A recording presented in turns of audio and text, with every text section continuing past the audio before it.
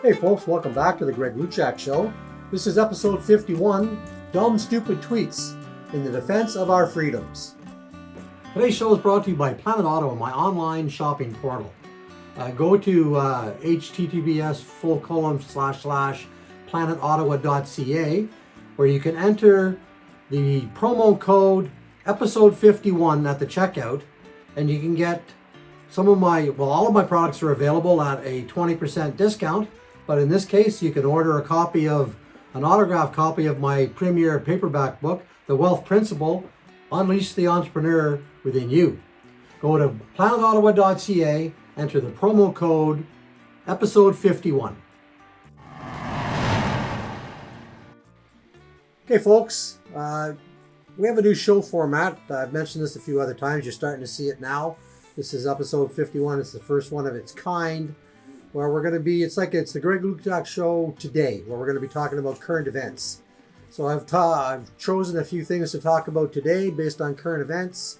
In the beginning of these videos, we're going to talk about talking points or a monologue. So today's show, we have 3 points that we're going to be talking about. Dumb Stupid Tweets, which is the title of this episode, where we talk about MPP Randy Hillier put out a tweet over this holiday weekend that has obviously sparked a lot of viewpoints from both sides. But we're going to talk about that. We're also going to be talking about Tucker Carlson in one of his show segments last week, where he berated our Prime Minister and the Canadian government for COVID internment camps. And we're going to talk about that. And in the third portion, we're going to be talking about the epidemic of misinformation. How truthful is the media really in the eyes of Canadians? So those are our talking points today. I hope you like this new show format, and we'll get right into these talking points. Stay tuned.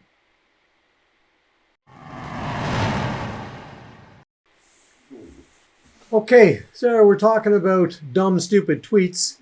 Some of you may have seen a tweet put out by Randy Hillier. I'm just going to switch. Some of you may have seen a tweet put up by Randy Hillier over the weekend. Now, on the face of it, the text was fine. You can see here in the tweet, what did he text? He texted the third wave. Everyone who has ever been to the sea knows that there is no end to waves. It's only 28 days this time. Truth does not mind being questioned. Lies do not like to be challenged. And then he does his hashtags. And on the face of it, that's fine, because there's a lot of people on both sides of this. There's a lot of people who find that there's too much controversy, there's too much misinformation.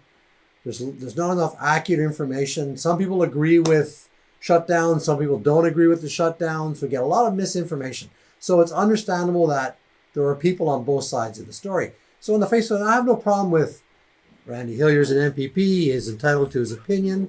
I don't necessarily disagree with the basis of his opinion that, why can't we question these lockdowns, because the science doesn't necessarily support all these lockdowns, so there's nothing wrong with questioning that. But when you look at what he added to the tweet, when he added the picture of the third wave with Adolf Hitler, that changed the whole narrative of the tweet. And that's why I wrote a dumb, stupid tweet. Had he not put that stupid image trying to compare what's going on today with Hitler.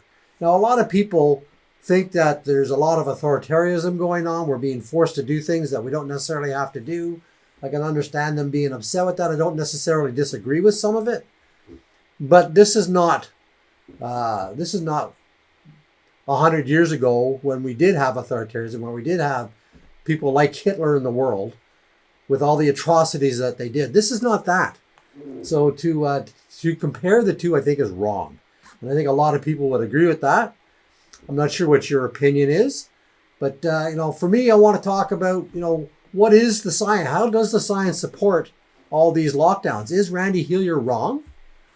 I don't think he's necessarily wrong. I think that, like I said earlier, he has the right to question why all these lockdowns. Where's the evidence to support? Look at the restaurant industry. Yet again, being shut down to the point where they cannot operate to make a profit. And even when with the restrictions in place, most of them were not operating at a profit.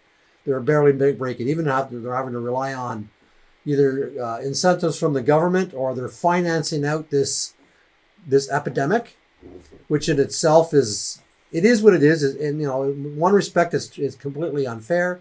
In another respect, like what else are they supposed to do if they want to survive? But so we question, where's the science to support that it spreads in restaurants? When most of the science that I've seen, and you can research it and you can look it up, and I'm sure you've heard it, where the majority of spread of COVID happens in the home. Like some, I don't know, over like 40, 50, it's a big number. And then of course, those people will take it elsewhere and it'll spread. But where's the science that it's actually spreading in restaurants or in small business? And here's my correlation. When I look down, okay, they've shut down, they put all these restrictions in place for essentially small mom and pop businesses. The most ones are small independent businesses. Some franchises are affected, but a lot of restrictions and shutdowns are put in, but yet Walmart's open, Costco's open, some of these big stores are open, and all their areas are open, and there's no evidence that it's spreading there. And what happens when everybody gets concentrated into shopping at one or two places and they're not spread out? Well, where's the evidence that it's spreading based on that? When you think that there's more people don't stop shopping. They're still going to Walmart. They're still going, like I don't get the correlation. And so I can understand why people like Randy Hillier and many others question, why are we being locked down? Where's the evidence to support it? And then they cite certain statistics. And then for every scientist and doctor you find that posts information or talks or gives information or they put out on radio or in the media on TV, how accurate is it? Are they really citing the right information? And that, and this topic kind of leads into the third segment of today's show. But, so this section, dumb, stupid tweets, the premise of the tweet as far as questioning lockdowns, nothing wrong with that. But this whole idea of comparing it to Hitler and even other types of other tweets and other responses and other people comparing what our governments are trying to do. I don't, is it really authoritarianism? Are they really trying to do what's right? Or are they forcing us to make huge changes in the way we operate as a society? Those are questions that are out there. People are arguing over them. People are getting pissed off on both sides of that story. Where do you stand on that story? Leave a comment, send me a message, send me an email, add it, put the comment in this video, start the conversation. Where do you stand on the topic? I question, and my wife, for example, is highly immune compromised. She's the type of person that if COVID came into the house, she'd get it, and survivability she actually has to go monthly to get antibody infusions. And she'll probably do that her entire life. She started doing that in the last 6 months. So, this is something that she couldn't get. But here's my point, that, we have like 10 home care workers come into our home every week from all over the place. And they're following their protocols, but they're never 100%. People sometimes don't wash when they're supposed to, or the mask comes on and off when it's not supposed to, things like that. But we have people coming into our home all the time. We continue to go out shopping every week. When restaurants are open, we go to restaurants. We do things, and yet my wife in the last year, she spent, I'm not everybody's familiar with my wife's story, but she's been sick for quite some time now. She spent a lot of time, the better part of 5 years in hospital. Like I said, her immune system is like toasted. And yet, and she's been home for a year now. She had a short stint, she had a little issue there a couple months ago. Not anything to do with anything else with this, but she's the type of person, when she goes to the hospital, whatever bug's going around, she catches it. When she's in there, she's gone septic every time. She's gone septic with sepsis, but she's got whatever bacteria she gets. She's had pneumonia a dozen times.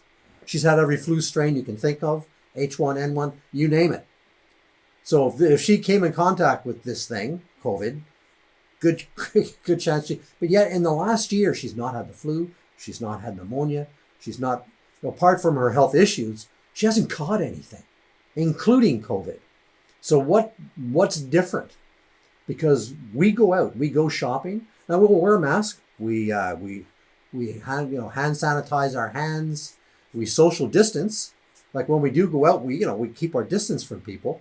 Those are the only three consistent things that we do, and we wear a mask.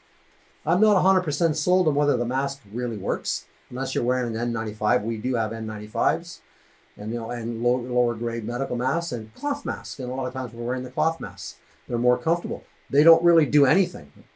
So what's really working? Why my wife, who, if she was near this thing, could catch it, how come she hasn't?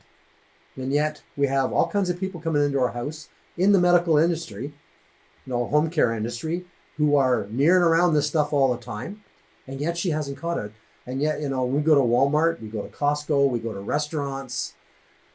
We went when the theaters were open. We went to the movies because we want to live our lives, even though we have things that we need to be careful of. And yet, my wife hasn't caught it. Touch wood. Is that just a coincidence, or is it because we're doing the basics? We're washing our hands, we're hand sanitizing, we're social distancing. Even inside our own home, we social distance. If the odd family member does come by, we social distance. We have masks on. Home care workers have masks on. But as far as being out and about, so I understand why people are questioning, where's the science when you look at how many people go to Walmart in a day, and that's never changed since the onset of this pandemic. And yet we continue to shut down places based on what? So I understand the questions. So I'd like to hear your viewpoint. Where are you on this subject? I'd like to hear it. And people are watching the video. It's a topic that people are concerned about, obviously. We all want to get back to normal. So let's move on.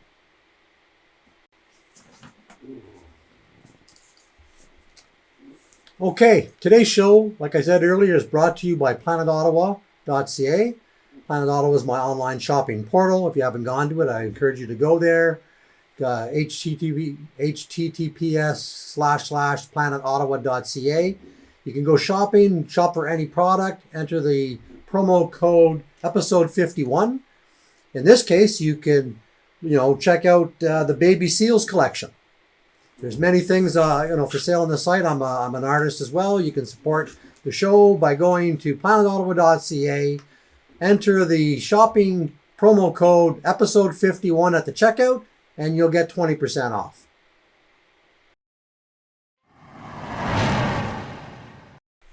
Okay, we're going to jump into our next segment here. We're going to talk about Tucker Carlson and a recent, if you watched his show last week, just a preamble to that. I used to be a big time, because we have our cable networks up here in Canada. I always watch CNN coming out of the States. And then the Trump era happened. I was watching that. I seemed to find that there was always, I wasn't trusting what I was hearing on CNN. And I started, every time that Trump came on the TV, they would mute him and they'd start talking. And I found that a little bit irritating. Other people might have too. So I decided I'd start listening to Trump live on the internet. And then I discovered that CNN was lying like more than half the time about anything he was saying. And so I decided, and Fox News, you have to pay to get the company that we subscribe to, we had to pay an extra to get it. So I wanted to see if there was a difference. So I started watching Fox News. We subscribed to it, started watching Fox News, discovered Tucker Carlson. So I watched Tucker Carlson often, so as other shows on Fox News. Now some of you might want to debate, here's the thing, most mainstream media are left wing or left of center. They're, if you're in the States, they're more Democratic. In Canada, they're more liberal. But Fox News, now some would argue they're very far to the right and they're representing more of the conservative views. I find they're a little bit more fair and balanced, and they, depending on who you're watching during the day on Fox News, you'll get different opinions from both sides. So I find them more balanced. So anyway, I started watching Tucker Carlson. And last week I was watching him, and he came on with a segment, Tucker called it COVID internment camps coming soon to a country near you. And he started out and he was berating our Prime Minister Trudeau, which I'm not a fan of, but he was berating Trudeau. And I'll just read a little excerpt here. What if your next door neighbor suddenly went dangerously insane and started holding people hostage in his house? Would you consider that threatening? Would you even notice? These aren't theoretical questions. Something very much like that just happened in our neighborhood. Canada, the landmass directly to our north and our single largest trading partner, with whom we share the longest international border in the world, took a dramatic move toward legitimately dangerous authoritarianism. Yes, Canada. And I spoke in the last segment about authoritarianism. There's a lot of people concerned about that from all sides. On Monday, the country's Prime Minister, Justin Trudeau, outlined his government's new corona regulations. Canadians hoping to return to their country must be tested before and after takeoff, he said, adding, if your test results come back positive, you'll need to immediately quarantine in designated government facilities. This is not optional. Now, that's the blurb that's on the post. But in the actual show, he interviews a Canadian journalist who flew back from the States to Canada, who tested negative previous to boarding the flight. But when he came into Canada, he was forced to quarantine. He was transported to a hotel at his expense. I think he said it cost him about $2,000 for 3 days for his second test to come back negative for him to go home. And that was at his expense. Now, that's not what it's supposed to be. Apparently, you're supposed to quarantine. It used to be quarantine for 2 weeks no matter what. Now you can get a test either way, but it was mandatory. So some people argue that's authoritarianism. They're being forced to do something. Now, on the other hand, people will be saying, well, we're trying to protect our population. Now, this in stark contrast, because when I was watching his show, and I watch a lot of the Fox News stuff throughout the year, and just looking at the last 2 months, look what's going on their southern border, where there are tens of thousands of people, if not hundreds of thousands of people, illegally entering the U.S. country. Now, Biden set out, he changed all of Trump's policies, so now these people are flooding the southern border. They require no test. They required almost like basically no paperwork. They're being allowed in. They're catch and release. They're bringing COVID with them. And that's the thing. But yet the Canadian border, totally different story. Why is that? What would happen if we decided to cross over from Canada to the United States? Would we get the same treatment that we could just carte blanche walk into their country because whether you're trying to cross illegally or not, would you be forced to take a test? No. So again, I'm asking, what's your opinion on the subject? A lot of people on both sides of this story wonder what's going on. Why, there's a certain amount of authoritarianism. There's a certain amount of bias in the media, especially in the United States. It's very obvious. It is in Canada too. Like people, I don't know if they pay attention that much to the Canadian media, but we are just as much left-wing as they are in the States. A lot of people in Canada, I notice, especially, whether it's CTV or some of the radio stations, I'm not going to point out anybody in particular because all you have to do is listen to them. But I don't know how many times I've seen them, for example, bring on a so-called guest from the United States, whether it's a media person from the United States or it's other people who might, former politicians or whoever, who are all biased left-wing people who support that narrative, which is fine. They're entitled to have their opinion, but that's who they base. Our Canadian journals, that's who they base their information on. I find it very irritating that they don't fact check who they're interviewing at all. Especially, I don't know how many times I've listened to them especially over the last 4 years, interview somebody from CNN and just take verbatim that they are telling them the truth. When it's very evident that if you do your research and if you were to listen to, some from both sides, you'd find that they're lying most of the time. There's so much propaganda in our media today. And it's everywhere in the world. It's, we live in North America. We get a lot of, American influence. We hear it from both sides, but we're not being told the truth. or the truth is being omitted is probably more like it. They're not covering, like there are some who argue that journalism is dead. Journalism today is dead. They're not doing their jobs. They're picking a side rather than telling the story. And that's what I find really irritating. I'm not sure where you stand on that. Tucker Carlson found it very odd that our Canada, who's supposed to be a very complacent, easygoing country, took this, what in his opinion, authoritarianism view on how people enter our country, in stark contrast to what's going on in their country. Do you agree with it? Do you not agree with it? I don't agree with the misinformation. So I encourage you, if you haven't, you can probably get this Tucker story. It's probably on YouTube. If it's on Facebook, you'll definitely find it on Facebook as well. He's not been censored. He's one of the most widely watched American. He's not a news guy. He's an anchor, I suppose, but he's an opinionated show. Obviously, he has his viewpoints, but he's now he leads the ratings across the entire nation as to the most watched nighttime show. I think he's killing it. Now, sometimes I agree with him. A lot of times, I actually like his viewpoints. I'm interested. What do you think of his idea of COVID internment camps in Canada? Is it a reality? Is it true? Is it needed? I think we do need to be careful. I think we do need to have people test. I think they should quarantine if they're unsure. But then at whose expense? I think there's one side of the argument. If you're deciding to travel, then it should be your expense. In this case, in the example he uses, this guy was working. He was a working journalist who was traveling for work covering a story. And he was on his way back, and he was forced to pay. Now, maybe his company he works for may have picked up the tab, but it still came out of his pocket because he was forced to go into this. And apparently there's a lot of issues. If you go to Twitter, or if you go to Facebook, you go to a lot of these places in social media, you'll find the stories about it. Where do you stand on it? Leave me a comment. I'd like to hear your viewpoint. Tucker Carlson, COVID internment camps coming soon to a country near you. Okay, as I said earlier, today's show is it's not a sponsorship.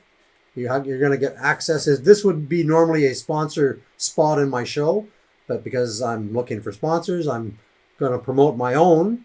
Planet Ottawa, planetottawa.ca is my online shopping portal. For this show, you can go today and you can enter the promo code episode 51. You can save 20% off of any product. Here you see some examples of some of my artwork that's for sale. Support the show, support what I'm doing.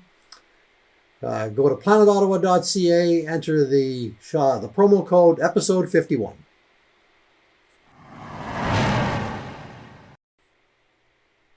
Okay, we're going to jump right into the final segment of the show today.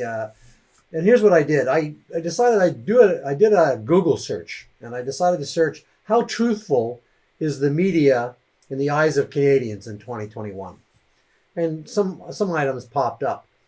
The epidemic of misinformation is eroding the trust in our institutions was the one at the top of the list that day. The media and the marketing trends that could impact 2021. What is the future of the media in Canada? And then it goes on from there, and it spews off because sometimes it just jumps into other categories by itself. But I find that there seems to be a lot of misinformation in the media today. There seems to be a lot of mistrust in the media today. I alluded to it in earlier segments of the show today.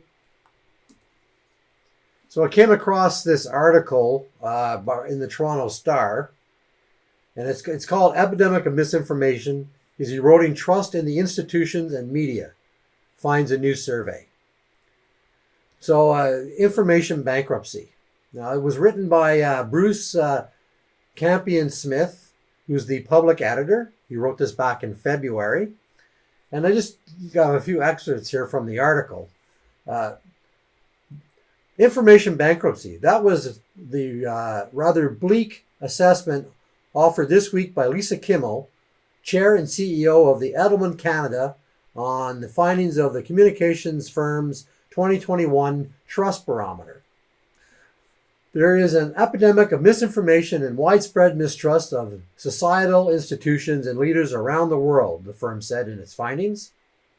Adding to this is a failing trust ecosystem unable to confront the rampant infodemic, it stated.